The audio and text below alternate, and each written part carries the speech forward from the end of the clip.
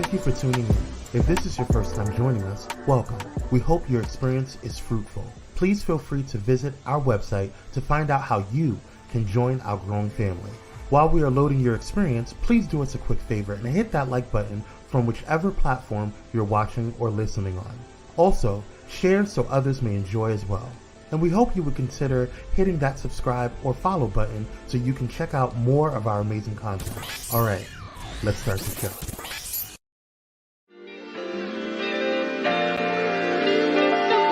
And you better talk to me nicely. Next to blow, little bitch, I might be. Oh, can't forget all the days they overpriced me. So now that we up, don't get advice, we know. Talk to me nicely.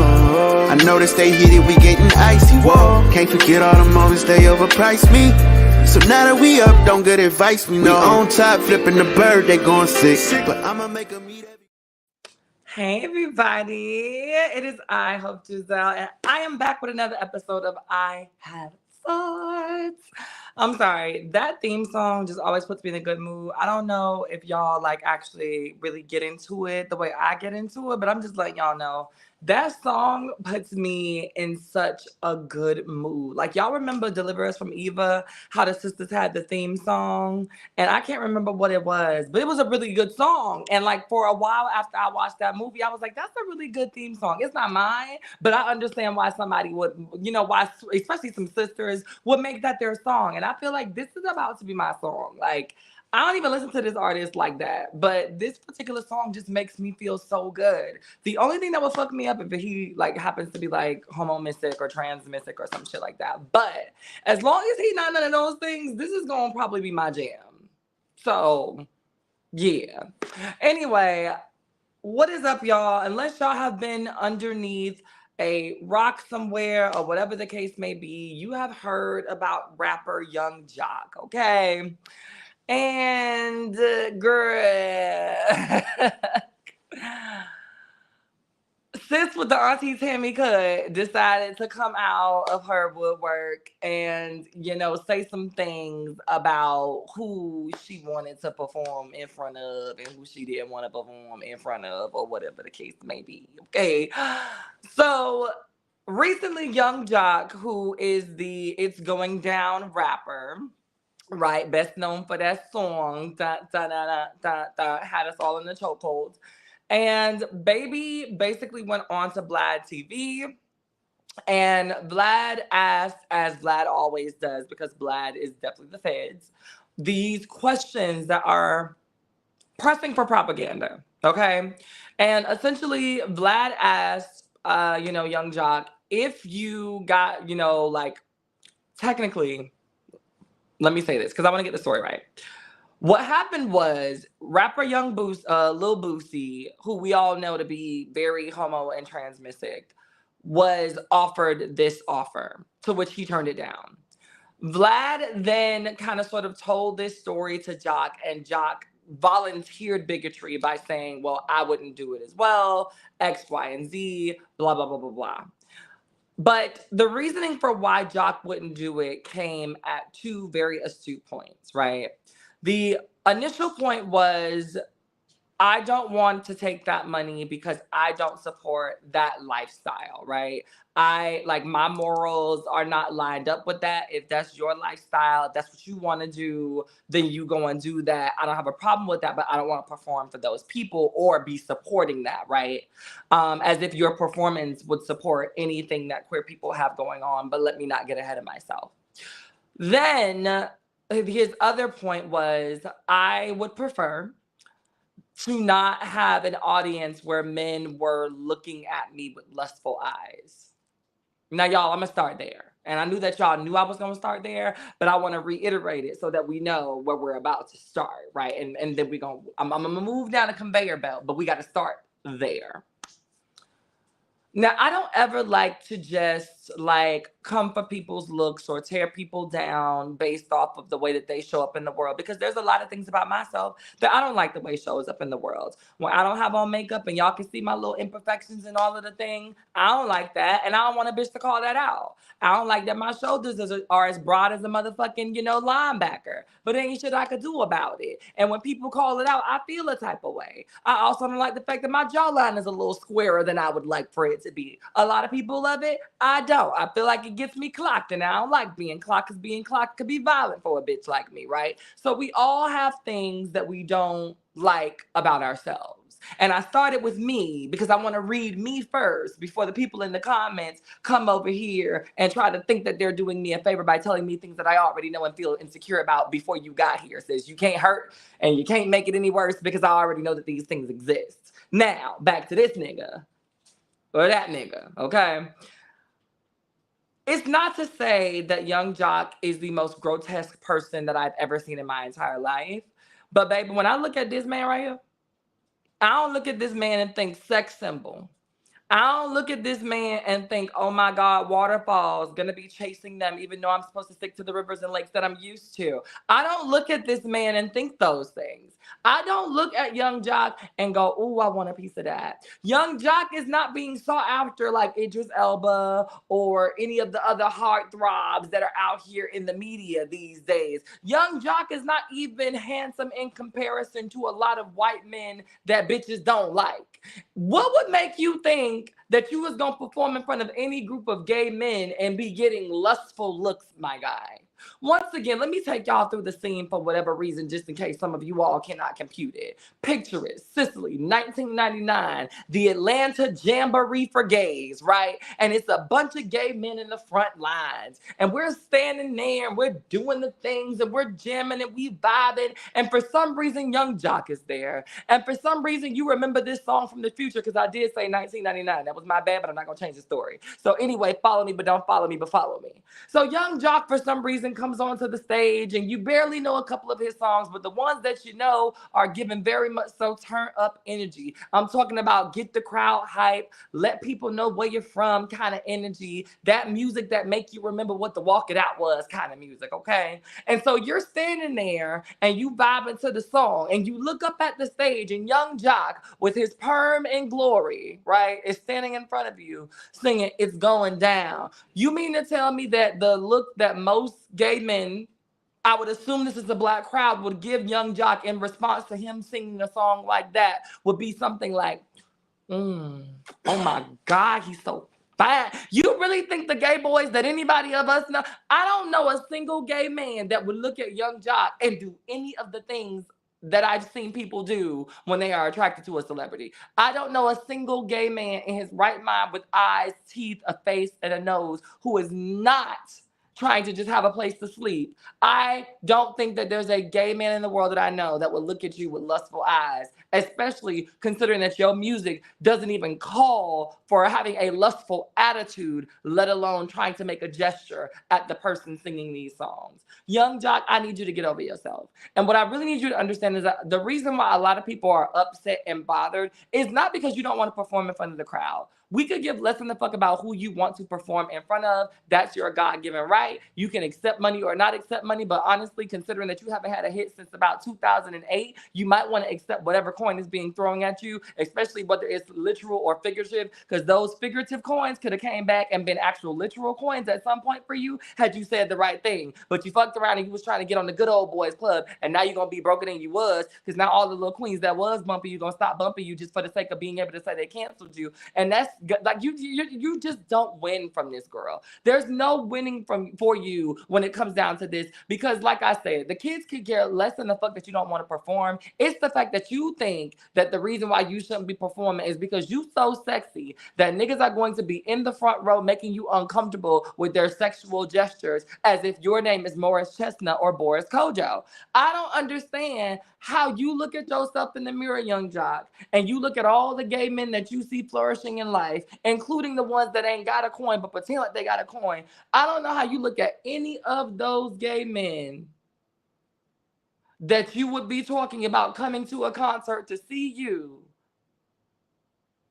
and think, Oh my God, this man is just so lustfully inclined to me. I want to touch him in all of the ways and the places. I just don't think that there are gay men out there doing that. And the gay men that would be interested in you are likely going to be the ones that are giving mask for mask or DL, which in that case, you still would not get that response at a concert. So make it make sense. The fact that you think you are so motherfucking fine that that is your defense for not wanting to perform in front of the gays is ridiculous. Now let's get into this moral compass bullshit. When we talk about young jock saying something like, oh, my morals, you're a rapper. End of story. You ain't a conscious rapper. You ain't Most Def rap. You ain't Nas rap. And even that's borderline, right? You are not Common. You're not one of those. You are a nigga that literally sings a song that asks how many bitches in the club want to go. Okay? That is the kind of rapper you are, Mr. Moral Compass.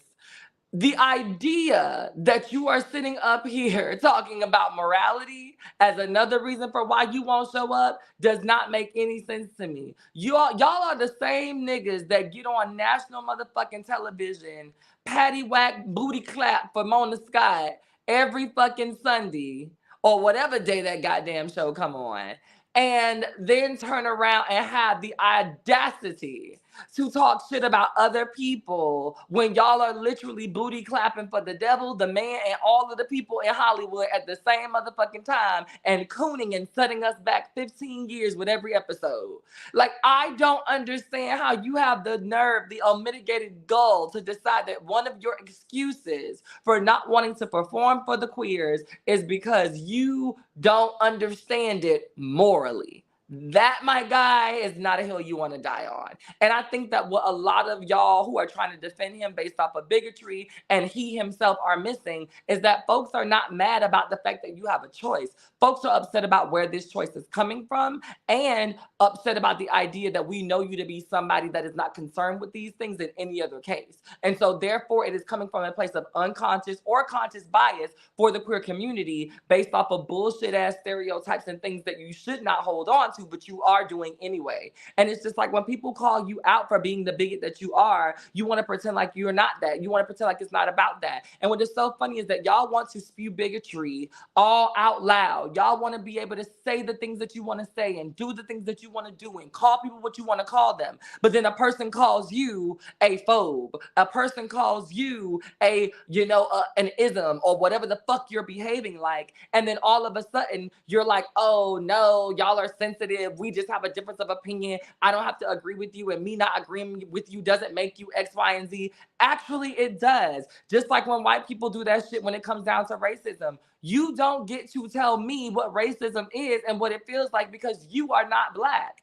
You are not a part of a marginalized class, white person. So you don't get to tell me how that landed with me. Just like y'all don't get to tell queer people what is and what isn't phobia. I know where it's coming from, and it's usually coming from a space of pure and unadulterated hatred. But since y'all don't like the idea of being called phobes because you ain't scared of nobody, a lot of you mystic and people engaging in missia are fucking horrible. And if you don't know, look it up. But for the first time, I'll give it to you for free. Missia is a word that means unfounded hatred or disdain for. It is the unfounded dislike or discharacterization of a people or a person based off of reasons that you don't know or a very specific reason, usually stemmed from a bigoted place, racism, or any other, sort of like negative place, okay? So since y'all don't like that, y'all are not homophobes, y'all are homo-mystic. You are engaging in homomissia. You ain't transphobic, you're transmystic, and you're engaging in transmissia. And I need y'all to understand that with your full chest.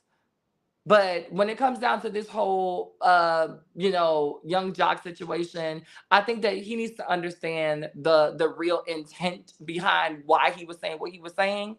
And I think that folks who are trying to just come to his defense because you don't like the queer community need to also understand how harmful it can be when you just decide that you are going to excommunicate an entire group of people based off of things that you don't excommunicate other groups of people for. It never feels good to be excluded for something that you don't feel like you can control. But I'll see y'all after the break to discuss it a little bit more. Talk to me nicely. Next to blow, little bitch, I might be. Can't forget all the days they overpriced me. In a world filled with diversity, where radical faith and progressive believers come together, there's a place that's breaking all boundaries and embracing believers from all walks of life. Bullet and Flight Radio, where believers unite, boundaries break, and love triumphs. Step away from the chaos and noise of your daily life. Experience moments for yourself that are calm, serene, and full of peace. A necessary respite to foster growth within you, because self-care should be luxurious. Luxor Noir.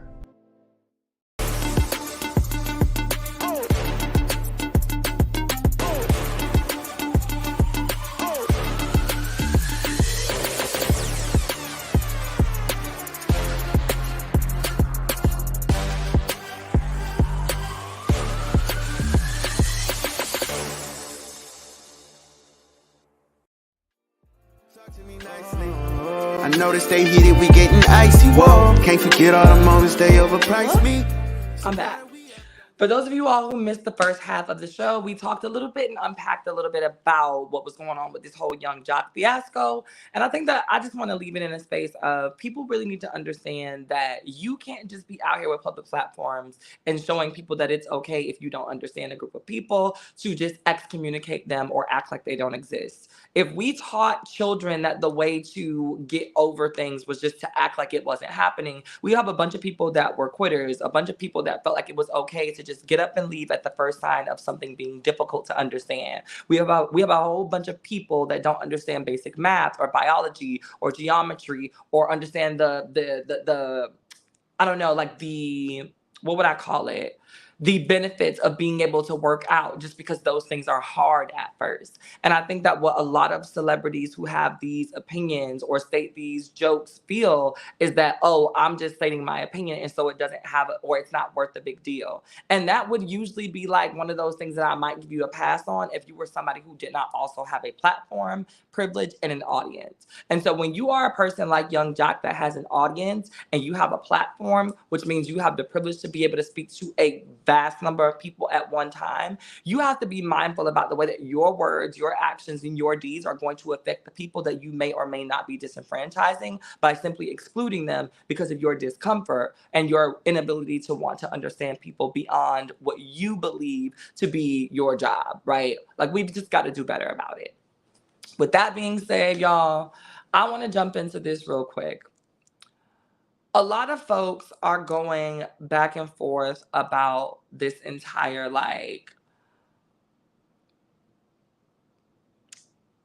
there's an understanding of privacy, lack of privacy, respect, lack of respect. And there are so many celebrity couples that are on the air right now. But what I'm hearing a lot about is Blueface.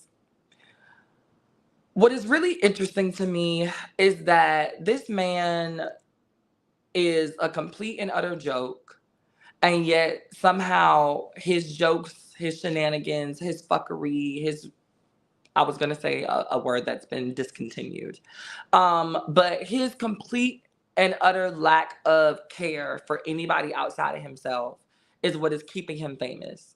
And I don't understand it.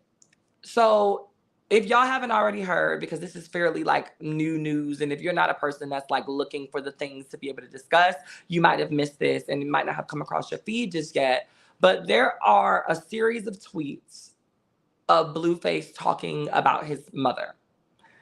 In these tweets, he does everything and say that he understands why she's not really in a relationship because she fucks all of these men for money. He is laying his mama out in this series of tweets, right? Directly before those series of tweets, he proposed to his new Instagram Fashion Nova ant-bodied girlfriend, right? And I think a large part of this was just to be like, fuck you, Krishan, and like, look at what I can do. And there's this whole entire spectacle that's been going on around this boy's like life and celebrity since the day he became famous. And there's a lot of things going on, but there's no music. And what I find to be really interesting and really funny about this is like when I look at this young man, like look at these photos. Look at this is him and his new now fiance, and like this is what Black men look at, and they will give accolades, they will give all types of like kudos and be like, oh my God, look at Black men succeeding. He's just rapping. He's just adding to the culture, X, Y, and Z, yada, yada, yada. But this man is beating on girls left and right. This man is cussing his mama out. Like, this man is doing all of these disgusting things. I hate to be a respectability politic ass bitch right now, but aesthetically, what the fuck did you do with all these tattoos all over your face? Like, it's unbecoming. And it would be a difference if it was actually becoming. It would be a difference if it felt like it was art. This feels like a caricature of somebody that he feels like he needs to be in order to survive. And so I'm thinking about the idea that like there are some men and a lot of Black men in community that will sell their soul to the streets and be out here slanging and wanging until the day that they fucking die. Then you have other people and other Black men that sell their souls to the industry. And I feel like when it comes to a lot of our Black culture, a lot of us have embodied this idea of what it means to be a positive Black man by being a stereotypical Black man in one way, shape, or form, right? And I think that Blueface is getting all of this platforming, and I feel like he's getting all of this room to misbehave in the way that he's misbehaving because he is what I think a lot of our Black men believe to be masculinity. He is what they believe our shining examples of exemplary Black men who climb out of the hood and keep it real are supposed to look like. But meanwhile, you have excellent and ridiculously educated and ridiculously well-versed and well-traveled and just like beautiful Black gay men that are contributing to the culture and having to justify why they deserve to have a voice in a space that they were born into because it is their birthright as Black people. It just doesn't make sense to me that you have folks that are literally waking up and keeping you all's attention. And I'm reading through the comments and I'm reading through, all of the dissertative papers that some people are writing, trying to like make sense of his life by making him this troubled boy and making him, this person that had to struggle and all of these different things. But then when we ask you all to give grace to the queer people that boys like him, right, have put them through, there is no grace for that because you have the right to choose, or you should have chose better, or like that's just on you. Like we all get dealt a shitty hand. And one of the things that I wanted to bring to you all today is something that I'm constantly talking about because it means a lot to me. But I am no longer dealing with allies. I don't want allies. I want accomplices. And accomplices are people that are going to get their hands just as dirty as I'm going to get mine. I can't fuck with people who are still following the shade room, knowing that they only post things about queer people just to get a response, and a negative one at that. I'm not following Jason Lee. Like all of these people that are like still contributing to the negative media that we see about people that to be good folks. I don't want you to be out here telling me like, oh, I know that not all queer people are like this, if you are supporting platforms that literally only paint us that way.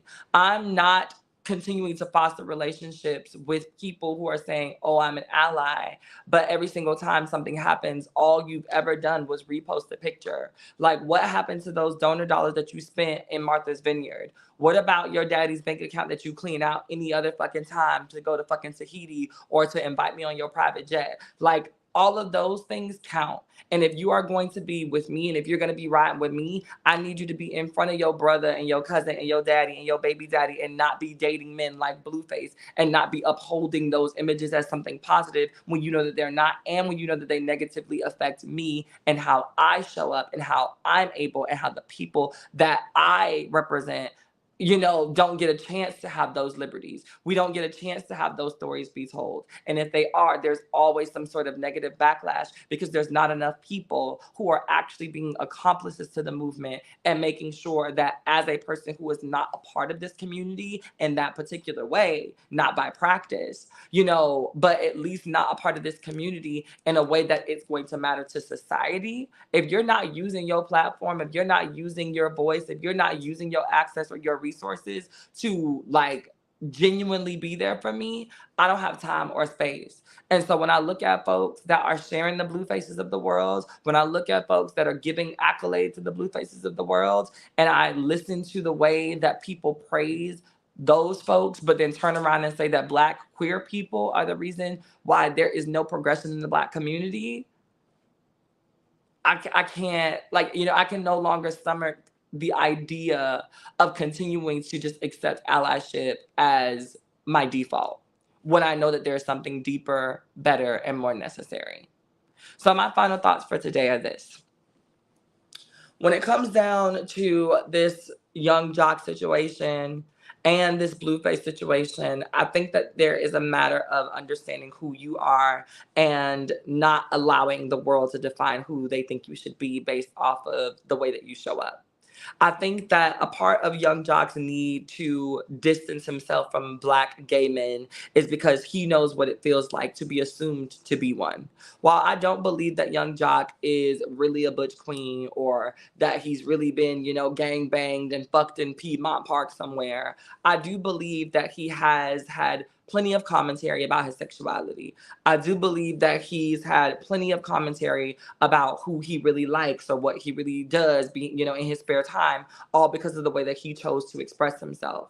And I think that considering that white boys do those same things all the time and Black men have to feel stifled in their self-expression, there's a large part of him that probably has resented the community because he understood that he was not strong enough to fight the battle that so many gay Black men fight to be able to embrace their individuality every single day. And rather than take that and compartmentalize it and put it into something positive, he decided that he was going to stand on the opposition side. And I think that he realized on that day that it does not work to be on the wrong side of history ever, and especially not when it's talking about being able to just maintain your own sensory thought around how you want to show up in the world. When it comes down to the blueface era and the folks that support him, I don't mind you all, once again, the same way that y'all did Young Jock, or the same way that Young Jock did himself, taking the time to analyze what you want to see out in the world. It is not to say that there can't be room for a blueface character, but what can be said and what should be said is that there needs to be room for nuance. Not every man is going to show up the way that you want them to.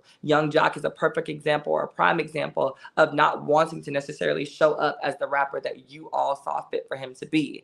We see Blueface doing exactly what you all want and not necessarily being the best example for the youth or the kids or the people that y'all claim that y'all are doing this for based on morals. So can we just allow for Black men to be able to be the best versions of themselves and also hold ourselves accountable for being guys when we see that they are not being the best version of themselves? It's okay to support Blueface, but it's not okay to support him and not tell him where he's dropping the ball. It's not okay to be in his entourage and not tell him that his behavior is shitty. It's not okay to be his manager and allow him to think that he can treat women like this and have these conversations and do these things openly on the internet. Because the generation that I grew up in, our celebrities were fucking never. They would die before a scandal came out, which is why when scandals actually came out, they were big fucking headline news because nobody wanted things to pop out about them. People weren't leaking tapes and talking shit about their moms on Twitter. And I feel like when it comes down to it, these young men, especially Black men, are so fucking lost about the way that they need to show up because there are so many people telling them who to be, how to be, what to be, and what makes you a man that they've lost all sight of having couth. There is no mystery, there is no lack of drama, and there is no fucking alpha male. It's just a bunch of goddamn betas with a microphone waiting on their next fix, their next hit, or somebody to ghostwrite their next fucking album. And at this point, we've got to stop supporting that shit and holding them accountable for being better. Because they are. Until next time, have the day that y'all deserve. And I'll see you around. Talk to me nicely. I noticed they heated, we getting icy. Whoa, can't forget all the moments they overpriced me. So now that we up, don't good advice, we know.